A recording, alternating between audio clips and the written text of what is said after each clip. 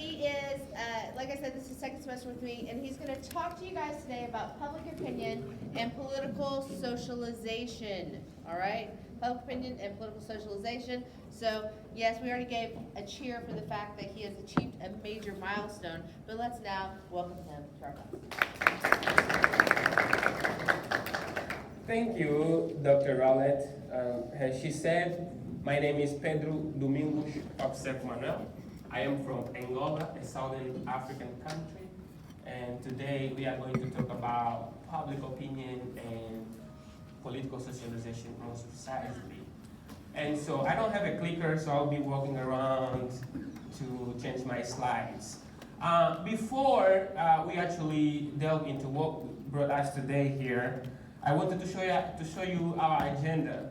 We will talk about public opinion, we will define it, we will talk about how we measure public opinion, we will talk about political socialization and what impact political socialization has on us, what impact public opinion has on policy making and in our day-to-day lives. In the end, we are going to talk very briefly about political polarization and why it's an important concept and how political polarization has also impacting policy making and our day-to-day lives as well. Before anything else, I wanted to ask you, what's going on in the world today? Forget that question. What's going on in the world today? Go ahead. What's your name? Jabez. Wait, go ahead. OU Daily just reported that students were potentially paid to go to the city council meeting in which they voted on the entertainment district. Why is that important? Because they're assuming that part of the payments were done to prevent people who are opposing the entertainment district from sitting down and having a spot to express their concerns. All right, thank you so much for sharing. What else? What else is happening in the United States or in the world today? Go ahead. Iran just released a missile barrage onto Israel, over around 100 missiles. Yeah, why should we know about that fact in this class? Go ahead. Well, the United States is an ally of Israel, and so we're directly involved. We send them a lot of money. Yes, so the U.S. is allied to Israel, and whatever happens in the Middle East, the U.S. will come in defense of Israel. And in fact, the U.S. helped to actually defend Israel from many Iranian missiles that were launched a day or so ago. So it's very important because whatever happens there will have somehow some impact here. Thank you very much. Now, I wanted to ask you of this. Who won the VP debate yesterday? I guess my first question should be, who watched the debate? Oh, many people watched. Oh, at least for those who watched, who won the debate? Go ahead. I'll say Walls, but I also acknowledge that J.D. Vance did good. All right, thank you. This side? Any representative? Over here? Go ahead. I'll say J.D. Vance. J.D. Vance? Very nice, thank you. Over there, who won? I saw some hands up over here. Nobody? No representative? That's all right. So, some of these answers will be based on your own evaluation, right? Your own appreciation, what you value, what you don't value. Let us see what other Americans said about it.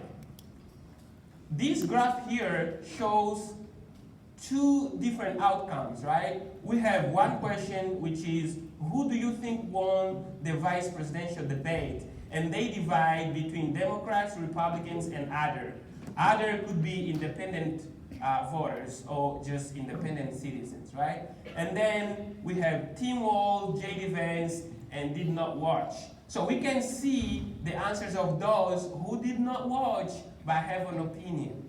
And then underneath, we have another question. Regardless of whether you watch the debate, who do you think would be a better vice president? And people also had opinions towards those answers. And we can see that whether people are Republican or Democrats, actually they have a different opinion towards who won and who lost. I'm not trying to suggest that whoever said J.D. Vance here or Tim Walz is aligned with either of the parties. But then there is a third response. Who you all polling? The people I'm talking to has not been surveyed. There is always this question.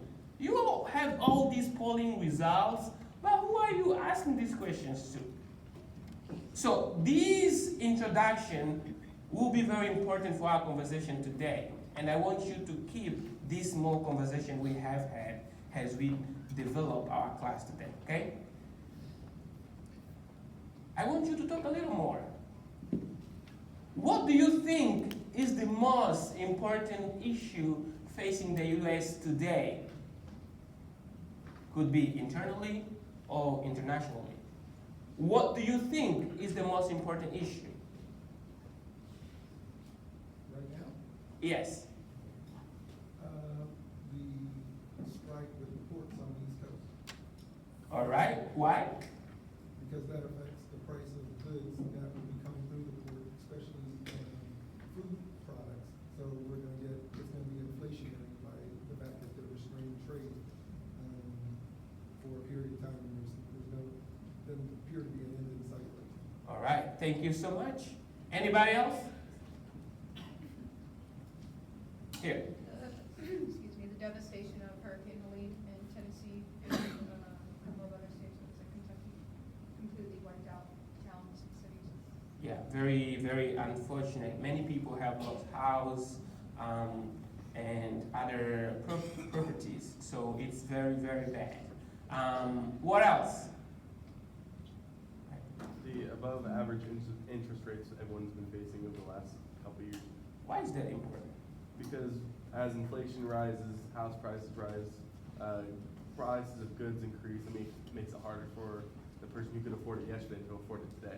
Yes. So basically, life becomes a little more difficult, right? And it affects everybody very directly. What else? More issues. What else? Over there. What's the most important issue facing the U.S. today? This side over here. Anything?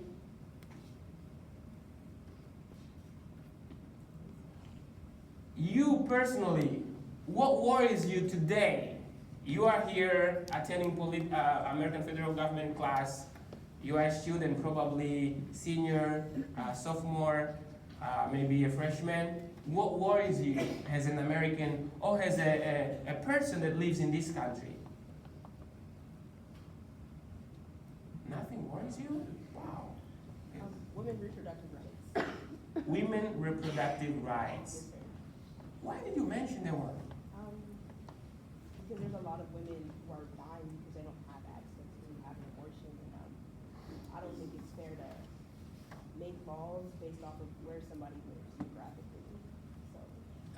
This side, did we hear what she just said? Women reproductive rights. She suggested that there are laws that are preventing some women to have access to reproductive rights. And that's in fact a very important issue for many people in this country, especially women, right? Thank you very much. Let us engage this graph.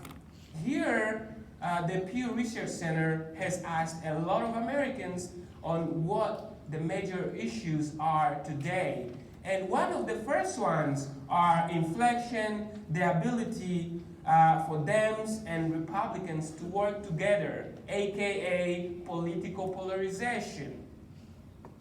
People are not talking to each other, therefore people do not know what the other one values and how they can come together to bring about solutions for your problems as citizens. If we don't know what other people think, we will be afraid of them, and therefore we will not want to work with them. And this is one of the problems in this country, one of the biggest ones today, because we are silent, but we have opinions. We don't talk out loud our opinions, and our friends thinks that we are bad people because they think we don't like them or we don't like what they think. Maybe, just maybe, if we talk more, we will know what each other is thinking, and then come to a better conclusion to things and be more friendly. But inflation, right? Our friend here talked about price and other things, right? This affects us, what we buy, when we buy, how much we buy every day, every week. So public opinion. What is public opinion? Public opinion is what we just did here, right? It's basically the collection of individual opinions together who have the public opinion. If this was the country, what each of you said and I collected, and now I have a report, I already know what each of you would think about, at least those who talked, would think about certain issues. That together would be considered public opinion if this was the United States of America. So what they do is they survey different people, ask them of their opinions, right? We know that usually people have opinions, but if you don't express your opinion will not count. Therefore, what we know of being public opinion are the expressed opinions, okay? They are usually people's stances on particular social issues. It could be women's reproductive rights, it could be environmental issues, it could be economic, financial issues. How is public opinion measured? Public opinion is measured in many different ways. We have scientific and non-scientific methods to measure public opinion. Speaking about particularly non-scientific, since I already have the examples here, I guess most of us here use YouTube, maybe Facebook, X, and others. There are times we are doing something on YouTube and then there is an ad or there is a little question here. What do you think of this? Now that the debate just happened, you see either on Instagram or somewhere else, you have pop-ups asking you, what do you think of the vice presidential debate? Who won? Right? Some of these pop-ups and also things like pop-ups on newspapers, some social media avenues, as well as protests could be used as avenues to measure what people think about particular issues. We saw the Black Lives Matter movement's protest after the killing of George Floyd. There was an expression of public opinion, right? But those are not scientific. Then we have the scientific method, which usually uses random sampling, right? Which tends to promote representation. When the random sampling is applied, it means that everybody in the population has the same probability of being heard, of being selected. In terms of scientific methodology, we have more to say, but randomization and representation are basically very important when we are talking about polling. And the Pew Research Center, Gallup, and others more sophisticated polling centers and institutions, they tend to use random sampling, they tend to use more scientific methodology to poll people. What does the people think? I just asked you a couple of questions regarding different issues in this country, right? And here we have another question for you. With respect to the abortion issue, would you consider yourself to be a pro-choice or pro-life? Can anybody explain what we have here? What you see? Who can explain that graph? What do you see? The percentage of people from 2000 to 2020 who are pro-choice and pro-life. Yes, and so do we have more people pro-life or pro-choice? Right now, pro-choice. right now pro-choice, right? This graph is showing that the number of people pro-choice on its green, right, the one above, is 54, and it's rising. And the number of people pro-life, it is 41, and it's actually reducing. The other question is, we have more people who are actually pro-choice. Why do we see many legislations, many policies actually preventing women from making those choices? Why? This side here, I did not ask a question yet. Why? Why are not our policymakers acting on these opinions here, on these results here?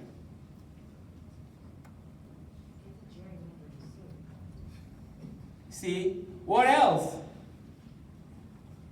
Here, thank you.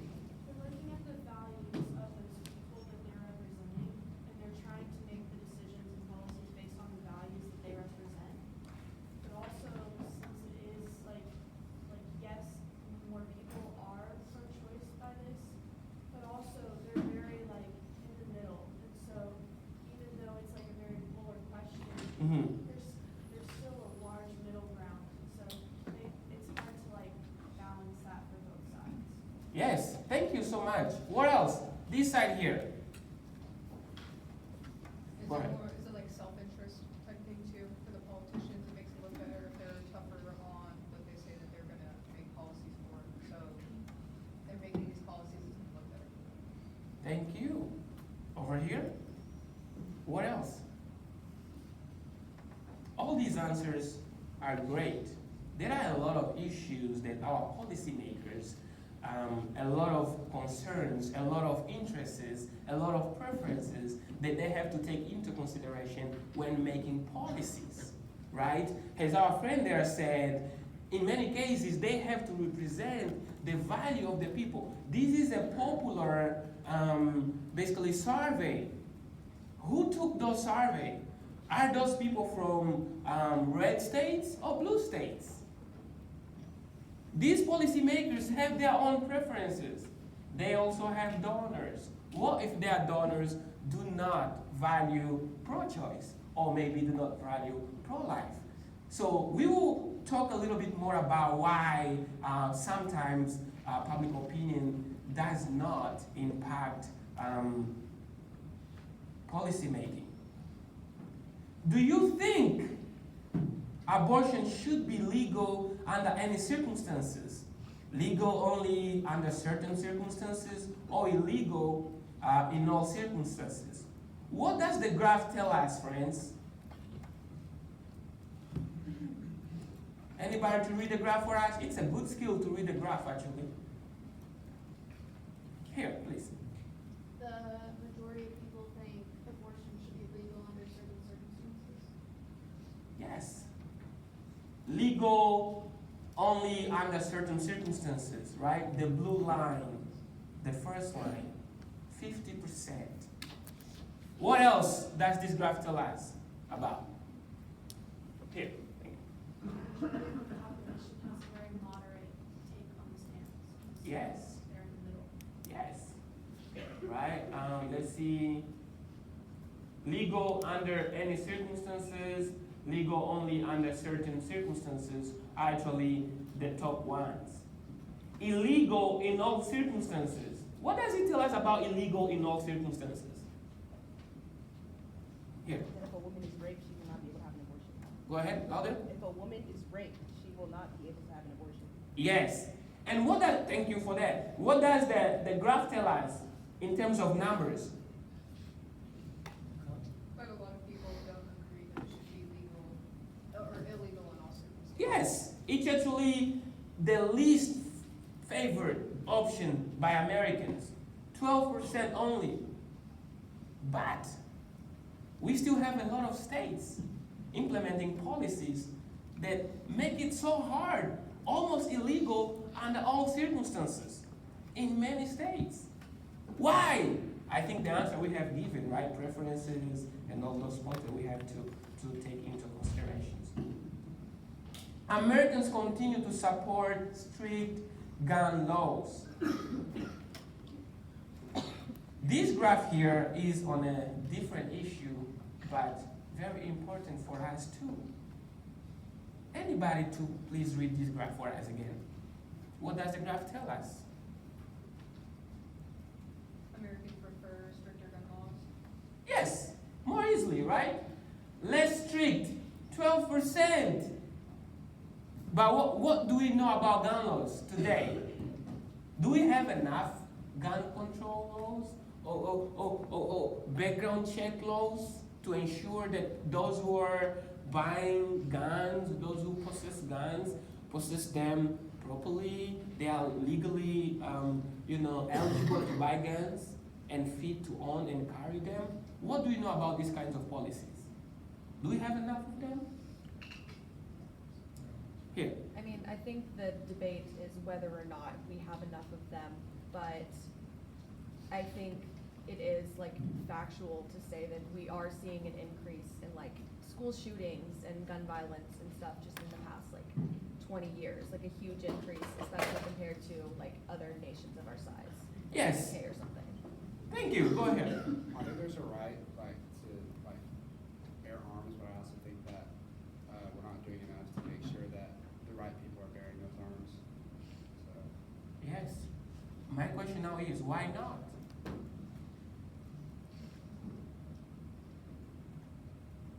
Do you have anything to say? We're not holding the politicians accountable. They're clearly doing something that they're not doing something we want, but they don't pay a penalty. But my question is, were people in 1990 so in favor of strict gun laws before we had school shootings?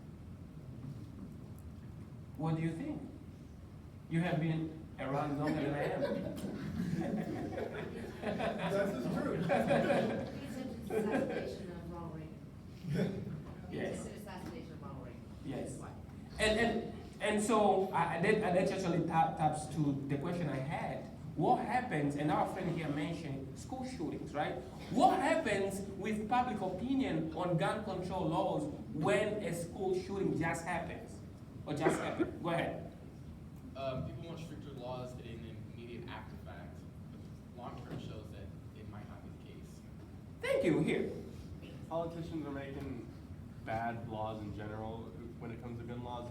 A lot of the recent laws that are coming out are more scoped to like attachments like stocks and grips, but they're not actually going towards the actual type of weapon. They're always promoting that the AR-15, an automatic rifle, is a fully automatic weapon when only it's a semi-automatic weapon. Yeah, so in Portuguese we have an expression which is, when the government does something just to signal that they want to do something, but in reality they don't want to do something, we call that, it's for the English to see. É para o inglês ver. This is actually a colonial expression. Whenever the Portuguese were doing something bad in our countries, and because England and others were already going against slavery and other things, they would do something to soften, simply for the Englishmen to see, para o inglês ver, which is what our friend just said. The government, tries to show that they are doing something, but in reality, they don't tackle the problems. And as I asked the first question, Dr. Rowlett was doing this, right? In many cases, these policymakers don't take actions because of who supports them. It's almost a reality, and like a universal reality, that if a Republican candidate does not support guns, is not aligned with NRA values and preferences, this person will most likely not win an election in this country. That has to do with power of lobbying, money, and other things. Let's continue. Opinion dimensions. We have direction, intensity, and salience. right? Direction, do you agree? Do you support? Are you pro or are you against? Intensity, how strongly you feel about a particular issue. We have seen that after Roe was overturned, there were some states in which abortion was on the ballot, Michigan and others. For the first time, we saw an increasingly, I would say, an unprecedented number of young women coming to decide on whether abortion laws should be banned in their states or they should actually be enacted. And in many of those states, women expressed that they are against these abortion ban laws or policies. That's to say that when it comes to abortion, women, especially young women, tend to feel very strongly because it's something that affects them directly. And we have other issues that are less important for that segment of our population. And then we have salience, how important people think. And salience and intensity, they actually align with each other. And if an issue is very strong for us and important for us, the likeliness for us to act on that issue is greater. It is not a mistake, my friends, that the civil rights movement was led by black people. And of course supported by their allies in these countries that included white people, Native American people, Latinx people. Who feels more strongly about that particular issue? When it comes to environmental injustice in this country, we have more First Nation Native American people coming to complain about environmental injustice because that's an issue that impacts them in a way that it does not impact many other groups in this country. And so let's just take that into consideration. And we talk about these concepts because in this class, we want us to think more scholarly about these issues that happen in our day-to-day lives. The influence of public opinion on policy making. So our understanding is that, first of all, public opinion and polling and all those kind of things have a lot of problems. And so politicians really take this public opinion with some caution. And now, let's engage some issues. I talked about random sampling, and now I want to talk about sampling error, right? So usually when we ask a question, and we have 55% or more of result, it means that that result is statistically significant, or at least there is some certainty that that answer will be realized. Because we look at these minus plus 3%. If, for instance, we have 55% of people saying yes, the likeliness that at least 52 people or 58 people or percent of that population saying yes will be very, very certain. And we have confidence that that will be the outcome. But if we have 50, 51, probably not. And as you watch the polls, now that we are in the electoral season, you will notice that the statisticians will always say, let's look at the percentage, right? Do we have enough confidence? Do we not? And the other things are, who takes those polls? And if you remember, we had a friend there on Next asking, who are you polling? My friends and I have never been asked a question. What's the state of mind of the people we poll?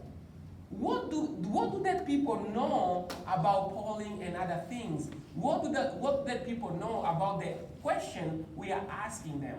How do we phrase those questions also tells a lot about or influences people's responses, right? And we will talk a lot more. In 2012, many polls thought that Romney would the presidential election. In 2015, most of the polling centers thought that Hillary Clinton would have won. And in fact, the results told them so. But we watched. I was already here. I came at OU in 2015. And we had a watch party at Price. We were there. I went to bed at 4 a.m., I believe. And the results were not over. When we woke up, we had the results. And many people, including OU professors who were talking about the polls and everything, thought Hillary Clinton would have won. Like, the polls told us so. The reality was different. Why was the reality different? My question, here. Polls aren't 100% accurate. People can change their opinions like that based on people's views. What else? Here. One small subsection of the entire population. One small subsection of the entire population. Our friend here? It depends on where they're getting the polls, so it depends on which group is more on either like social media or a certain news website where they get the poll from. Thank you.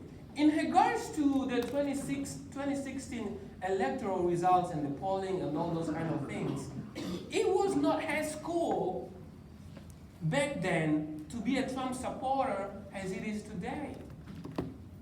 Today, we see that the polls are showing a close race because people, and this is just a hypothesis because I have not done a scientific study there. Many people today are more comfortable to say, yes, I'm going to vote for Trump than it was in 2016.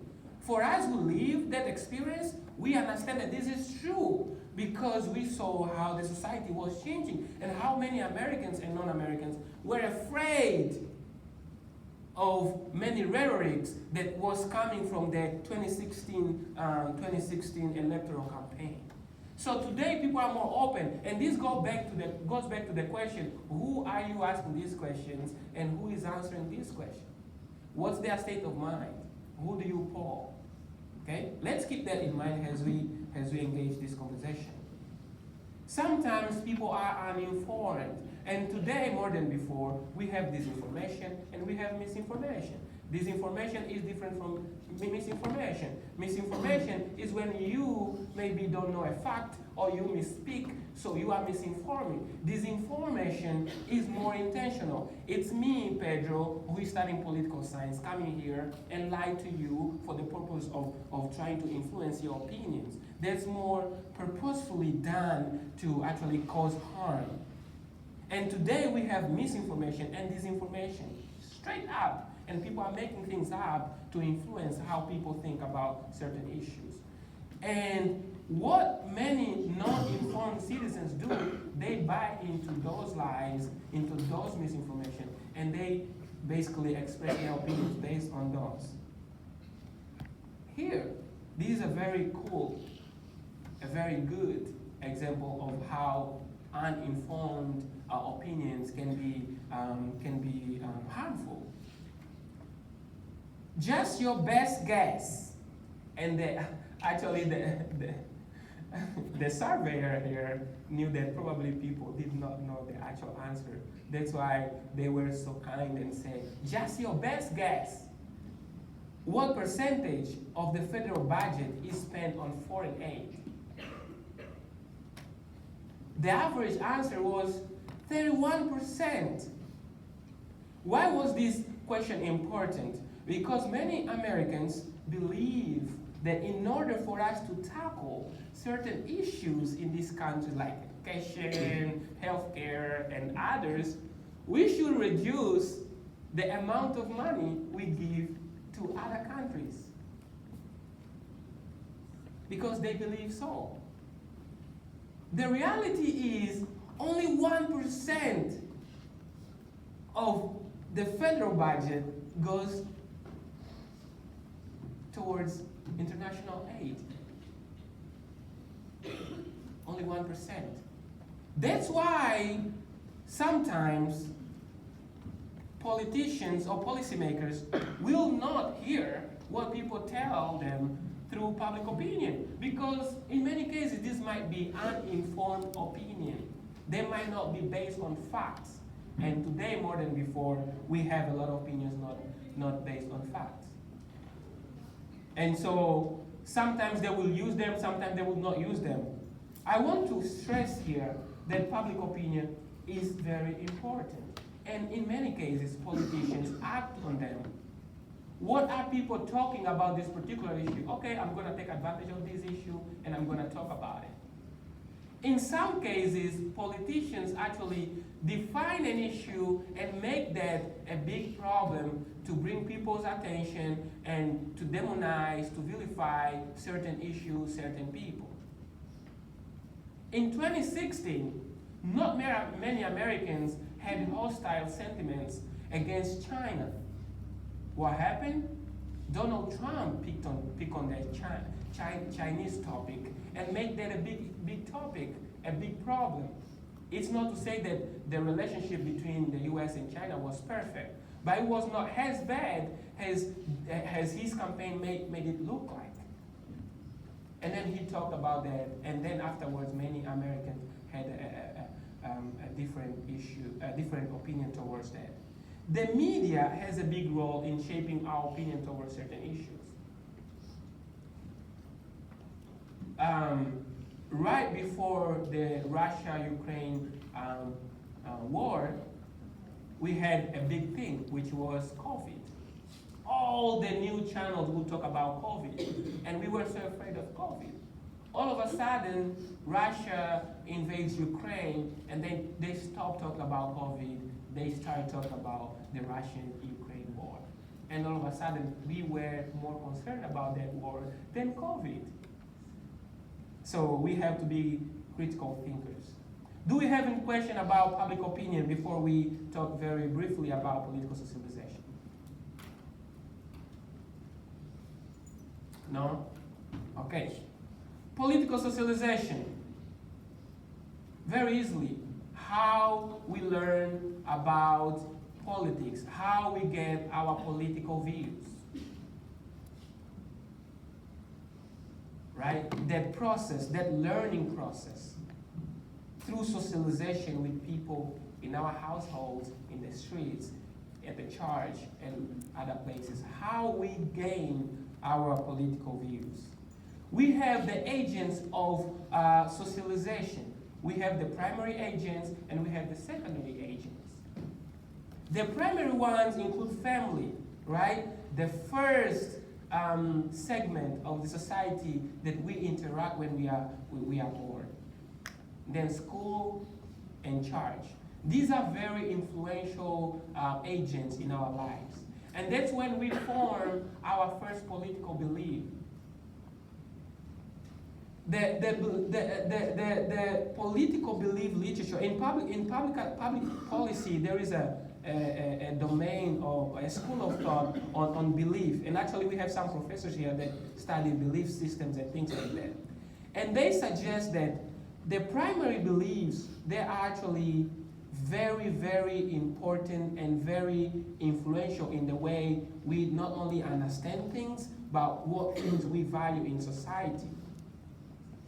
The primary beliefs are stronger than the secondary beliefs. Usually, if there is any change in our opinion, it's more so our secondary beliefs that change more so than the primary beliefs.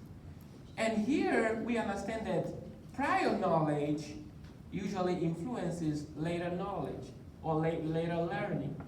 What we knew before will influence what we know later. When we were learning how to speak English back in Angola, our teachers would tell us, you have to know your Portuguese better first. If you don't know Portuguese, you will not know English.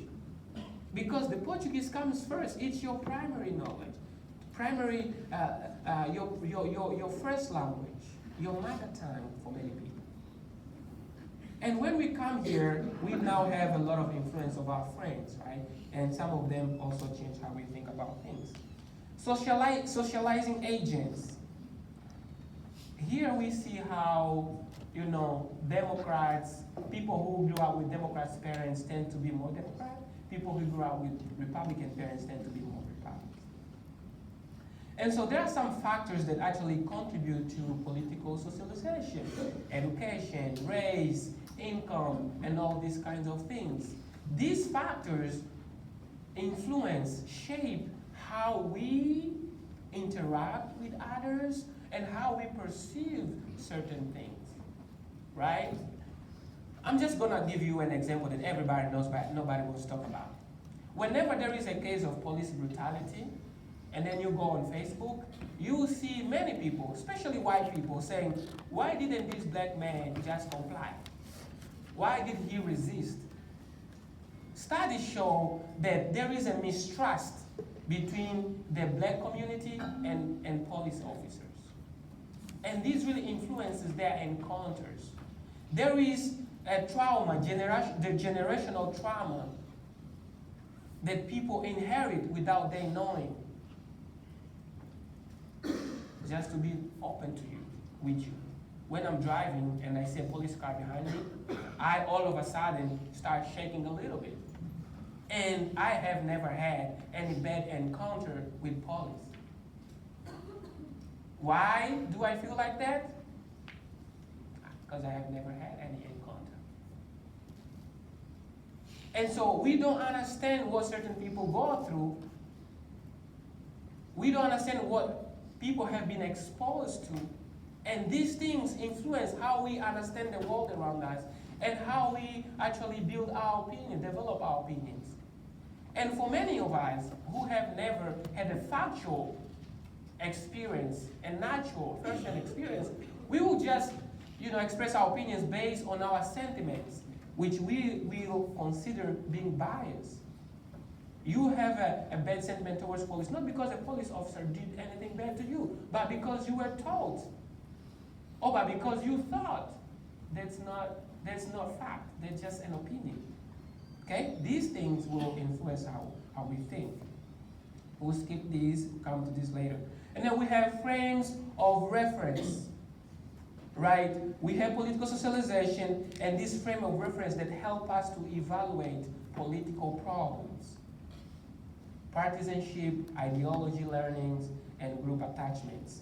And very quickly, partisanship, right? Our sense of loyalty towards a political party. In the United States, usually Democrats and Republicans. Ideology learning, right?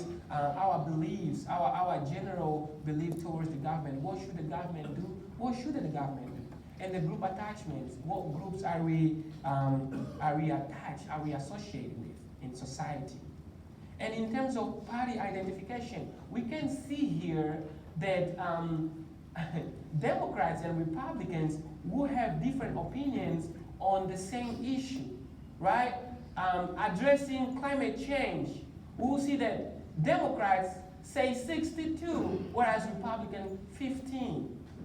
Assisting the poor, Democrats 72, Republicans 40. Strengthening military, Republicans 67, Democrats 25.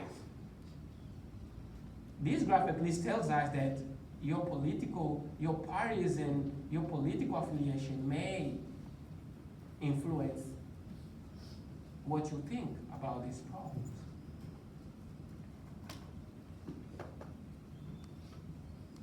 And in this country we have what we call economic and conservative liberals, and cultural or social liberals, and cultural social conservatives. Dr. Rowlett talked a little bit about it in the last class. The fact that you are a conservative, an economic liberal does not make you a cultural liberal. We have people who are economic liberal, but they are culturally conservative, and vice versa. You don't have to be one or the other. Most of us are usually more fluid than we would think. Any question for me? No question? Very quickly, group attachments, right? We talked about many of them already. Sometimes people just say their opinions based on, what church they go to, what region they live. And we talked in past classes about how the country is divided between people who value certain things, between Republicans and Democrats and so on and so forth. And our last issue that I wanted to stress, and I know that it will be talked more as we go, is political polarization. The fact that we are increasingly go away in terms of how we think of each other and how we think of particular political problems. The inability for us to interact and talk about the issues that affect us all. Polarization. And we are going away from each other more and more. And the sentiments towards each group is increasingly worse. This is not good. We should be concerned about it and we should do something about it. Most people are not, for a fact, polarized. In many cases, our politicians make us think that we don't stand, for each other. Oh, we don't, we should not be friends. But if we talk about an issue here, we will actually notice that we have more in common than differences. And in many cases, our differences make us stronger than anything else. Any question for me? No question? It is a quiz, and it's opinion, all capital letters. All right. Thank you so much. It was a pleasure to be here.